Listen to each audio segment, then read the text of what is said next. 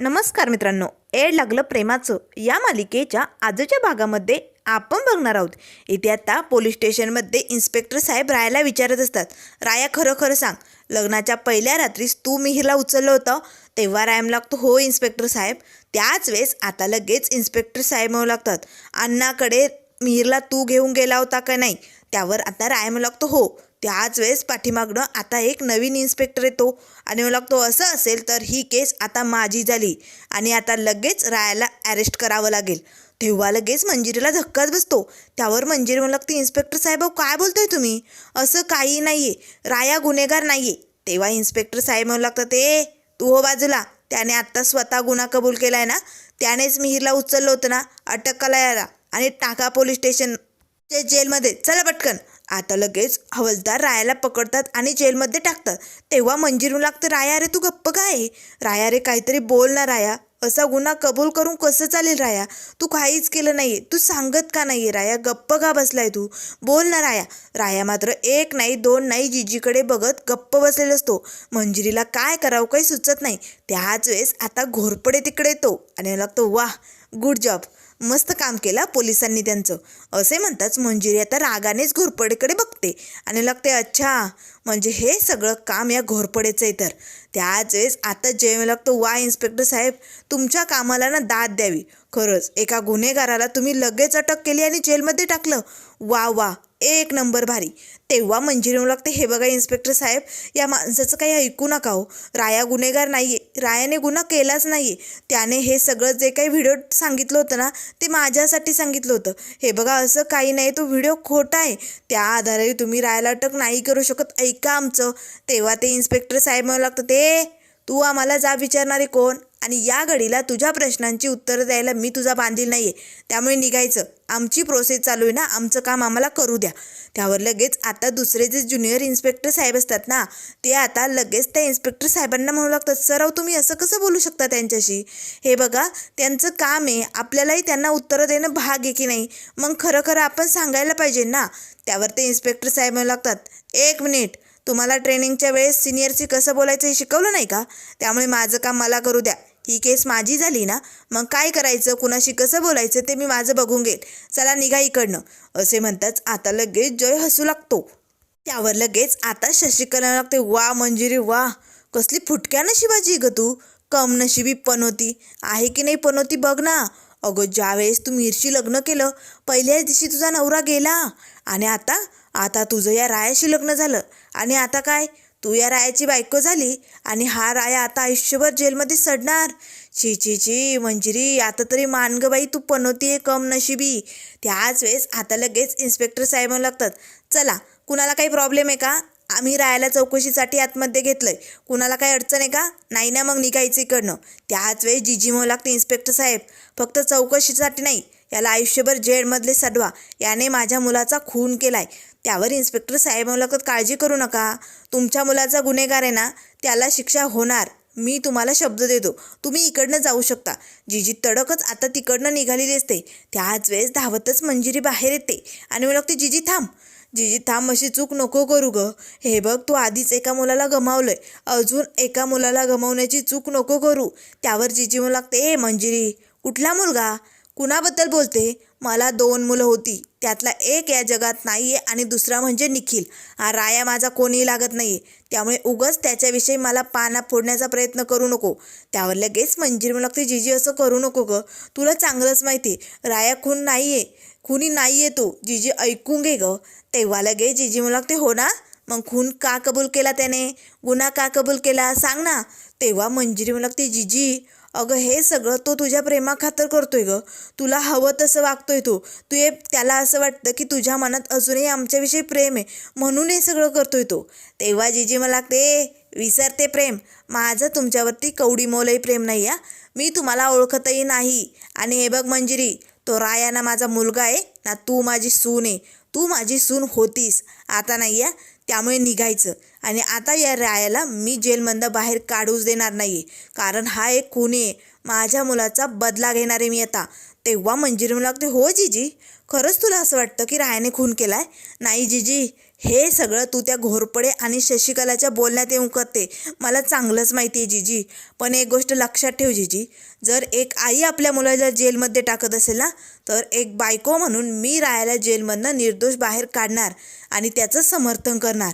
बघ, हा एका बायकोचा शब्द एका आईला, लक्षात ठेव. असे म्हणत आता मंजिरी तिकडनं निघालेली असते. त्याच वेळेस आता इकडे राया जेलमध्ये बसलेला असतो. तेव्हा लगेच आता जे पंढरपुराचे इन्स्पेक्टर साहेब असतात ना, ते येतात आणि मला लागतं, राया हे बघ, माझा नाईलाज आहे, मला हे सगळं करावं लागतंय रे. त्यावर राया मला लागतो, इन्स्पेक्टर साहेब पण हे नवीन सर कधी आले, काय चालू आहे हे सगळं, आणि त्यांनी मला असं अटक का केलं आहे, मला ना काहीच कळत नाही. त्यावर लगेच आता इन्स्पेक्टर साहेब म्हणू लागतात, हे बघ राया, जे काही चालू आहे आता ते त्यांच्या हातात आहे, माझ्या हातात काहीच नाही आहे. आणि या केसमध्ये मी तुझी काही मदतही करू शकत नाही, मला माफ कर राया. पण राया, मला खरं खरं सांग, त्या रात्री तू मिहीरला घेऊन गेला त्यानंतर काय घडलं होतं? तेव्हा राया म्हणू लागतो, हे बघा सर, त्या रात्री अण्णाने सांगितलं तसं मी मिहीरला उचलून अण्णाकडे घेऊन गेलो आणि त्यानंतर मग अण्णाने त्याला गोळी मारली वाटतं. गोळीचा आवाज आला मी तिकडनं बाहेर गेल्यानंतर. बाकी पुढे काय झालं मला खरंच काही माहिती नाही. तेव्हा लगेच इन्स्पेक्टर साहेब म्हणू लागतात, पण अण्णाने मिहीरला का उचलायला लावलं होतं, तुला काही माहिती आहे का त्याबद्दल? तेव्हा रायम लागतो, नाही इन्स्पेक्टर साहेब, तुम्ही अख्ख्या पंढरपुरात विचारा. अण्णा म्हणजे माझा बाप होता आणि बापाने शब्द फेकायचा आणि मुलाने झेलायचा, अशी गंमत होती. मी अण्णाचा प्रत्येक शब्द ऐकत होतो. मिहीरला उचलायला सांगितलं, मी उचललं आणि अण्णापर्यंत पोहोचवलं. पुढे का कशासाठी हे मला खरंच काही माहिती नाही. आणि ह्या रायाचा वसूल होता, तो फक्त उचलायचं काम करायचा, कुणाचा जीव घेत नव्हता. त्यामुळे माझे पैसे दिले आणि मी तिकडनं निघालो. तेव्हा लगेच इन्स्पेक्टर साहेब म्हणू लागतात, मग तू गेल्यानंतर बाहेर तुला गोळीचा आवाज आला आणि तुला वाटलं की मिहीर संपला, अण्णांनी त्याला मारलं. पण कदाचित असं झालंच नसेल तर? तू अण्णाला गोळी मारताना बघितलंय का? तेव्हा रायम लागतो, नाही. त्यावर इन्स्पेक्टर साहेब म्हणू लागतात, मग कदाचित मिहीरच तिकडनं पळाला असेल आणि गोळी किंवा दुसऱ्यांनीच मारली असेल, असं काही झालं असेल राया. आता रायाही इन्स्पेक्टर साहेबांच्या बोलण्याचा विचार करू लागतो, कदाचित असंही होऊ शकतं की नाही. त्याच वेळेस इकडे आता मंजिरी मात्र एका वकिलांकडे आलेली असते. रायाच्या केसबद्दल तिने सगळं काही वकील साहेबांना सांगितलेलं असतं. तेव्हा ते वकील साहेब म्हणू लागतात, ठीक आहे मंजिरी, या केसमध्ये राया निर्दोष आहे हे लगेच सिद्ध होतंय, त्यामुळे मी ही केस लढायला तयार आहे आणि रायाला निर्दोष मुक्तता करेनच मी. त्याच वेळेस आता घोरपडे येतो आणि म्हणू लागतो, गुड जॉब, एक नंबर भारी वकील साहेब. हा, पण एक काम करा, तुम्ही आत्ताच्या आत्ता तुमचा इन्शुरन्स उतरून घ्या. कसं आहे ना, ही केस लढायला लागले तर कधीही काही होऊ शकता, मग बघा बाबा तुमच्या जीवाची तुम्हाला पर्वा आहे की नाही. तेव्हा मंजिरी म्हणू लागते, घोरपड्या, तू इकडे काय करतोय, तुझं काय काम आहे इथे? हे बघ, मी त्यांच्याशी बोलते ना, तू निघ इकडनं. त्यावर लगेच घोरपडे म्हणू लागतो, आणि वकील साहेब, मागे तुम्ही एका बिल्डरला मारलं होतं, त्या प्रोजेक्टबद्दल बरेचसे काही कागदपत्रे माझ्याकडे, ती केस ओपन करायची आहे का? तुम्हाला तुमचं हे करिअर गमवायचं आहे का? सांगा ना, बोला ना वकील साहेब. आता ते वकील मात्र घाबरतात आणि म्हणू लागतात, सॉरी मंजिरी, मला माफ कर, माझे काही पर्सनल प्रॉब्लेम असल्यामुळे मी ही केस नाही लढू शकत, मला माफ कर. असे म्हणत आता लगेच घरपडायचं लागतं आणि म्हणू वकील साहेब, पुढचं मी बघून घेतो, तुम्ही जाऊ शकता, जा आणि निवांत राहा, काळजी करू नका. असे म्हणताच आता मंजिरीला काय करावं काही सुचत नाही. त्याच वेळेस घोरपडे येतो आणि म्हणू लागतो, मंजिरी मंजिरी, काळजी करू नको. हे बघ, आता या खुर्चीवरचे वकील जरी गेले असले ना, तरी इथे मी आहे, मी तुझी मदत करू शकतो. असा एकच व्यक्ती जो तुझी मदत करू शकतो, त्याचं नाव सांगू का तुला? तेव्हा मंजिरी म्हणू लागते, कोण आहे तो? त्यावर जय घोरपडे म्हणू लागतो, असं काय करताय वहिनी, अहो तुमचा धीर, मी स्वतः एकाच फोनमध्ये रायाला तुमच्या पायाशी हजर करू शकतो वहिनी साहेब. पण माझी एक अट आहे, ती जर पूर्ण केली तर लगेच एकाच तासात राया सुटून तुझ्याजवळ येईल. तेव्हा मंजिरी म्हणू लागते, घाणेरड्या माणसा, तुझी अट ऐकण्याची इच्छासुद्धा नाही आहे माझी, आणि तुझ्यासारख्यांची अट ऐकून ती पूर्ण करण्यापेक्षा मी आयुष्यभर रायाला जेलमध्ये बघायला तयार आहे. असे म्हणत आता मंजिरी मात्र तिकडनं निघालेली असते. त्याच वेळेस घोरपडे म्हणू लागतो, एवढा ॲटिट्यूड चांगला नाही मंजिरी, अजूनही उशीर झालेला नाहीये. मंजिरी, त्या रायाला सोड आणि माझ्याबरोबर चल, माझा हात पकड, बघ एका तासात तुझा राया तुझ्या पायाशी येईल, चल माझा ऐक. तेव्हा मंजिरीला मात्र राग येतो. आता मंजिरी जोरदार दिशी घोरपडेच्या कानाखाली ओढणार, तेच घोरपडे तिचा हात पकडतो. आता मात्र मंजिरी लगेच तो हात हिसकावते आणि म्हणते, तू कितीही काही कर, पण मी माझ्या रायाला निर्दोष सोडवणार. असे म्हणत आता मंजिरी मात्र दुसऱ्या वकिलांना भेटण्यासाठी तिकडनं निघालेली असते. तर इकडे पोलीस स्टेशनमध्ये आता 2 हवालदारांनी रायाला पकडलेलं असतं. तेव्हा ते नवीन इन्स्पेक्टर साहेब म्हणू लागतात, ए राया, खरं खरं काय आहे ना ते सांगून टाक, गुन्हा कबूल करून घे. उगाच स्वतःच्या जीवाला त्रास करून घेऊ नको, नाहीतर मग मला माझी कारवाई सुरू करावी लागेल आणि मग नंतर काय हाल होतील तुला चांगलंच माहिती. तेव्हा रायम लागतो, हे बघा इन्स्पेक्टर साहेब, मी आधीही सांगितलंय मी हा खून केला नाही आहे आणि आत्ताही मी खरं तेच सांगतोय. तुम्ही कितीही काहीही करा, मी तेच बोलणार जे खरं असेल. तेव्हा लगेच ते इन्स्पेक्टर साहेब रायाचा असा गळा पकडतात आणि लागतं, ते मला मला असं बोलतो तू?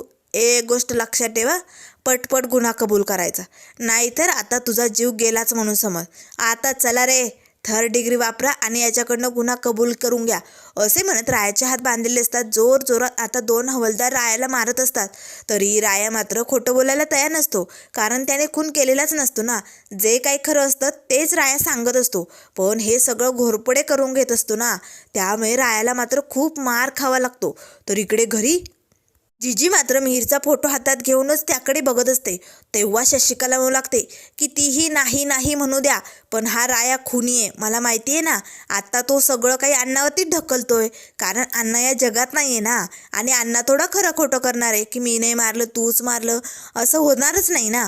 म्हणून सगळे गुन्हे अण्णावरती ढकलतोय आणि स्वतः नामोनिराळा होतोय. पण तुम्ही लक्षात घ्या जाऊबाई, हे सगळं त्या रायानेच केलंय, रायानेच मिहीरला मारलंय. आणि हे बघा जाऊबाई, आता तर अशी जिरते ना त्या रायाची, असा मार खायला भेटतोय ना. अजून तरी गुन्हा कबूल केला नाही, पण थोड्याच वेळेस तोंड उघडेल आणि असा काही चुरूचुरू बोलेल ना, कारण एवढी 3rd डिग्री भेटल्यानंतर दगडसुद्धा तोंड उघडून बोलायला लागेल. त्यावर लगेच आता जिजी म्हणू लागते, म्हणजे अजून रायाने गुन्हा कबूल केला नाही? तेव्हा शशिकला म्हणू लागते, नाही हो जाऊबाई, अजून गुन्हा कबूल केला नाही, पण थोड्याच वेळात करेल, कारण असली कसली मारहाण चालू आहे, त्याला खूप मारतायत, 3rd डिग्री देत आहेत त्याला. आता मात्र जिजी याचा विचार करू लागते. जिजीलाही जरा वाईट वाटतं. त्याच वेळेस इकडे आता मंजिरी बाहेर सगळीकडे आता वकिलांना शोधत असते. कोणीतरी तिच्या मदतीला सापडेल जे रायाला पोलीस स्टेशनमधनं सोडवण्यास मदत करेल, पण असे कुठलेही वकील तिची मदत करायला तयार होत नसतात. त्याच वेळेस डिफिकल्ट अंकी धावत येतात. आता मात्र दोघांनाही खूपच दम लागलेला असतो, धापा टाकत असतात. त्यावर मंजिरी विचारू लागते, काय झालंय, भेटले का तुम्हाला वकील? तेव्हा डिफिकल्ट अंकी म्हणू लागतात, नाही ना मंजिरीताई, अगं कुठलाही वकील आपली मदत करायला तयार नाही आहे गं, हे सगळं त्या जय घोरपडेमुळे होतंय. पण मंजिरीताई, आपल्याला लवकर निघावं लागतंय. तेव्हा मंजिरी म्हणू लागते, काय झालं, बोल ना, अरे काय झालं? त्याच आता डिफिकल्ट म्हणू लागतो, मंजिरीताई, अगं जेलमध्ये रायाभाऊला खूप मारतायत गं, 3rd डिग्री वापरतायत आणि हे सगळं मुद्दाम केलं जाते त्या जय घोरपडेच्या सांगण्यावरनं. त्यामुळे मंजिरीताई, आपल्याला रायाभाऊला वाचवावं लागेल, चल पटकन. असे म्हणत धावतच मंजिरी डिफिकल्ट अंकी निघालेले असतात. त्याच वेळेस आता इकडे इन्स्पेक्टर साहेब रायाला म्हणू लागतं, ते अजूनही वेळ गेले नाही या, अजूनही वेळ गेले नाही आहे, लवकरात लवकर गुन्हा कबूल कर, नाहीतर तुझं काही खरं नाही. तेव्हा राय लागतो, साहेब मी आधीही तेच सांगितलंय आणि आत्ताही तेच सांगतोय आणि मी खरंच बोलणार, खोटं बोलणार नाही. त्यामुळे तुम्हाला जे काही करायचं ते करू शकता, मी घाबरत नाही. असे म्हणताच आता हवालदार जोरात रायाला मारायला सुरुवात करतात. असं कसं रायाला मारलेलं असतं. इन्स्पेक्टर साहेब मात्र हे सगळं बघून जोरात हसत असतात. त्याच वेळेस हवालदार थांबतात. तेव्हा लगेच आता राया म्हणू लागतो, काय झालं, थकलात का, दमलात का? तेव्हा लगेच इन्स्पेक्टर साहेब म्हणू लागतात, अजून तो मेला नाही आहे, चला, जोपर्यंत तोंड उघडत नाही ना तोपर्यंत थांबायचं नाही, याला असाच चोप द्यायत राहायचा, तेव्हा कुठे हा गुन्हा कबूल करेल. त्याच वेळेस इकडे धावतच आता पोलीस स्टेशनच्या बाहेर मंजिरी डिफिकल्ट डंकी आलेले असतात. तेवढ्यात आता पंढरपुराचे जे इन्स्पेक्टर साहेब असतात ना, ते पोलीस स्टेशनमधनं बाहेर येतात. तेव्हा मंजिरी लागते, इन्स्पेक्टर साहेब, अहो काय चालू आहे सगळं, अहो रायाला का मारहाण केली जाते, हे बघा, या सगळ्यात तुम्ही आमची काहीतरी मदत करा ना. तेव्हा लगेच आता ते इन्स्पेक्टर साहेब म्हणू लागतात, हे बघ मंजिरी, या केसमध्ये माझा नाईलाज आहे गं, मी नाही मदत करू शकत, मला खूप वाटतंय, पण तरी माझ्या हातात काहीच नाही, ते माझ्यापेक्षा सिनियर आहे की नाही, मग ते म्हणतील तेच करावं लागतंय, त्यामुळे प्लीज मंजिरी मला माफ कर. तेव्हा मंजिरी म्हणू लागते, असं कसं, अहो पण काहीतरी तरी असेल ना, ही अशी मारहाण का करतायत, रायाने खरंच गुन्हा नाही केलेला आहे आणि मी आता यांना अडवणार आहे, थांबवणार आहे. त्यावर इन्स्पेक्टर साहेब म्हणू लागतात, हे बघ मंजिरी, असं करून चालणार नाही, तू जर त्यांना अडवलं तर त्यांच्या कामात हस्तक्षेप होतोय असे म्हणत ते तुलाही आतमध्ये टाकतील. त्यावर मंजिरी म्हणाली, चालेल, मलाही आतमध्ये टाकलं तरी चालेल, पण मी रायाला मारहाण करू देणार नाही. तेव्हा इन्स्पेक्टर साहेब म्हणू थांब मंजिरी, असा वेडेपणा करू नको. अगं तू जर आतमध्ये गेली तर रायाला कोणीही सोडायला राहणार नाही. एकमेव तूच आहे जी रायाला या सगळ्यातनं बाहेर काढू शकते. त्यामुळे मंजिरी जरा डोक्याचा विचार कर आणि थोडीशी समता सहनशीलता वाढवावी लागेलच आपल्याला. हे बघ, रायाला त्रास होईल, पण त्याला जर सुटका करायची असेल, त्याला जर इथनं बाहेर काढायचं असेल तर तुलाच काहीतरी करावं लागेल आणि त्यामुळे तुला बाहेर राहणं गरजेचं आहे मंजिरी. तेव्हा मंजिरी म्हणू लागते, पण मी काय करू, माझ्या हातात काहीच नाही. तुम्ही तरी काहीतरी मार्ग सांगा इन्स्पेक्टर साहेब, मी काय करू. रायाने खून नाही केला हो खरंच, त्याने फक्त मिहीरला अन्नापर्यंत पोहोचवलं होतं. तेव्हा इन्स्पेक्टर साहेब म्हणू लागतात, हो मंजिरी, त्या दिवशी तो खून झालाच नव्हता कारण मिहीरचा त्या रात्री ॲक्सिडेंट झाला होता. तेव्हा मंजिरीला धक्का बसतो. मंजिरी आता इन्स्पेक्टर साहेबांना विचारू लागते, काय, असं कसं होऊ शकतं, ॲक्सिडेंट कसा होऊ शकतो, तो तर अण्णांकडे होता ना.